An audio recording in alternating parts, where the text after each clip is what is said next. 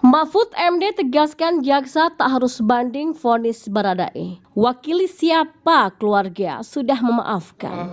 Melakukan tindak pidana turut serta melakukan pembunuhan berencana, menjatuhkan pidana terhadap terdakwa Richard Eliezer Budiang Lumiu dengan pidana penjara selama 1 tahun dan 6 bulan.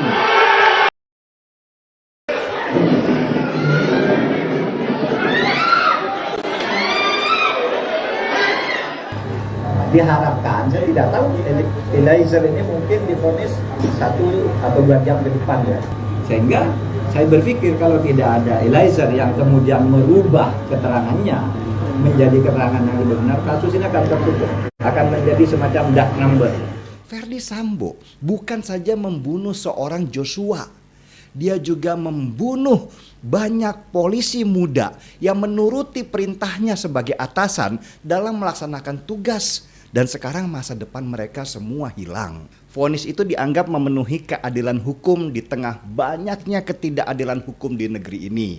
Dengan vonis Majelis Hakim Pengadilan Negeri Jakarta Selatan yang menghukum Verdi Sambo dengan hukuman mati. Di luar dari pro dan kontra, penolakan dan keraguan banyak orang, saya pribadi nih harus memberikan apresiasi kepada majelis hakim yang sudah memberikan hukuman seberat-beratnya kepada Verdi Sambo. Akhirnya banyak warga Indonesia yang bertepuk tangan, termasuk saya.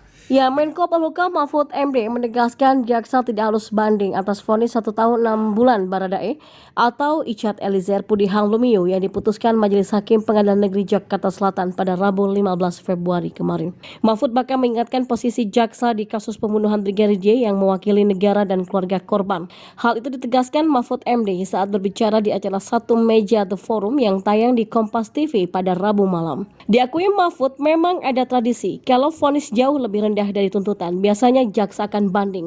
Namun di undang-undang tidak ada keharusan banding atau tidak, tegas mantan ketua MK tersebut. Jadi menurut Mahfud tradisi banding ini pun bisa jadi tidak dilakukan tergantung dari jaksa agung. Apalagi ini adalah kasus istimewa yang mendapatkan dukungan masyarakat luas, bahkan ada amicus curiae atau sahabat pengadilan.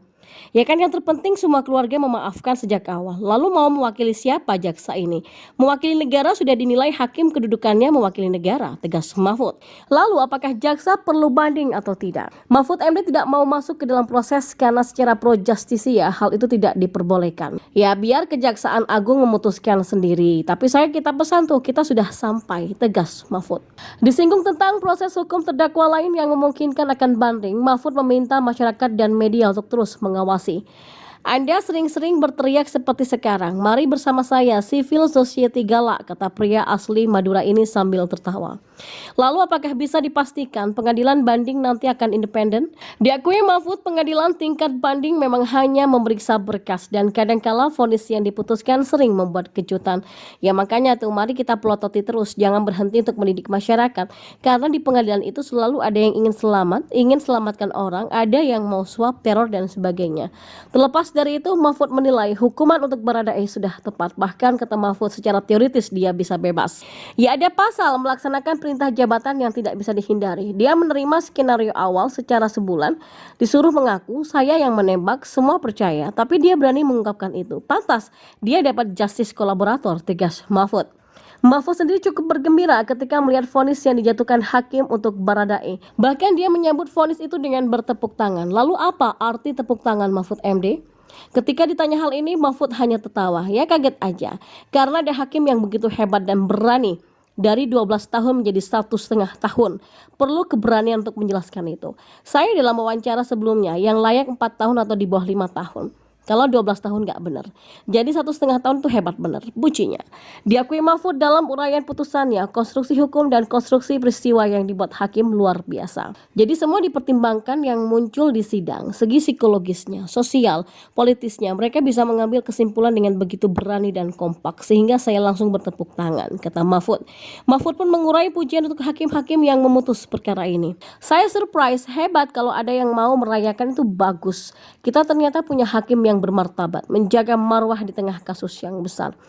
Ini nggak mudah karena berbagai godaan, ancaman masuk, bisa ancaman fisik, karir dan sebagainya. Itu biasa, hakimnya hebat, puji Mahfud MD. Menurut Mahfud, saat ini Indonesia membutuhkan hakim-hakim yang bersikap seperti Hakim Wahyu Iman Santoso, Morgan Simanjuntak, dan Alimin Ribut Sujono. Dan dia berharap 3 hakim ini tidak rusak atau tergoda di tengah jalan.